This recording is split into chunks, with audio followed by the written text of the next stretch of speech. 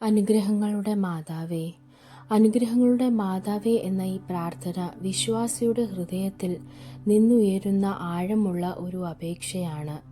ദൈവത്തിൻ്റെ അനുഗ്രഹങ്ങൾ മനുഷ്യരിലേക്ക് ഒഴുകി വരുന്നതിൽ മാതാവിൻ്റെ മധ്യസ്ഥതയെ വിശ്വസിച്ചുകൊണ്ടാണ് ഈ പ്രാർത്ഥന ഉയരുന്നത്. ദൈവകൃപയുടെ പൂർണ്ണത മാതാവിൽ നിറഞ്ഞതിനാൽ അവൾ അനുഗ്രഹങ്ങളുടെ മാതാവായി വിശേഷിപ്പിക്കപ്പെടുന്നു. ഈ ദിവസത്തെ പ്രാർത്ഥന ദൈവത്തിന് പ്രീതികരമാക്കണമേ എന്ന വാക്കുകൾ സ്ഥിരതയോടെയും വിശ്വാസത്തോടെയും നടത്തുന്ന പ്രാർത്ഥനയുടെ മഹത്വം സൂചിപ്പിക്കുന്നു.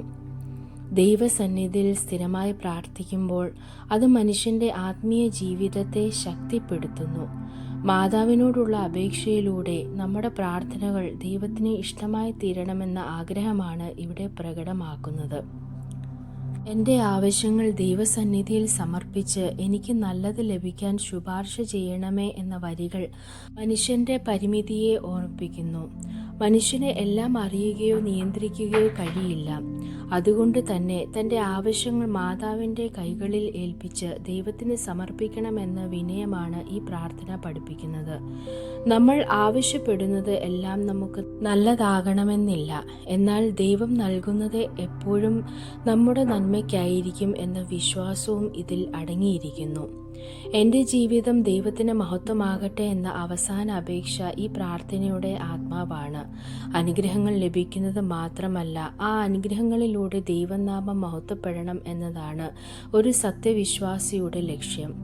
നമ്മുടെ വാക്കുകളിലും പ്രവൃത്തികളിലും ചിന്തകളിലും ദൈവമഹത്വം പ്രതിഫലിക്കണം എന്ന ആഗ്രഹമാണ് ഇവിടെ കാണുന്നത്.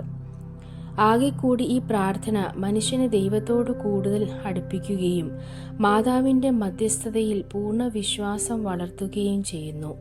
അനുഗ്രഹങ്ങൾ ദൈവത്തിൻ്റെ സമ്മാനമാണെന്നും അവ വിനയത്തോടെയും നീയോടെയും സ്വീകരിക്കുമ്പോഴാണ് ജീവിതം യഥാർത്ഥ അർത്ഥം നേടുന്നതെന്നും ഈ പ്രാർത്ഥന നമ്മെ പഠിപ്പിക്കുന്നു.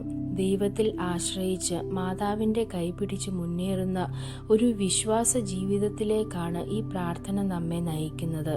ദൈവം നിങ്ങളെ അനുഗ്രഹിക്കട്ടെ.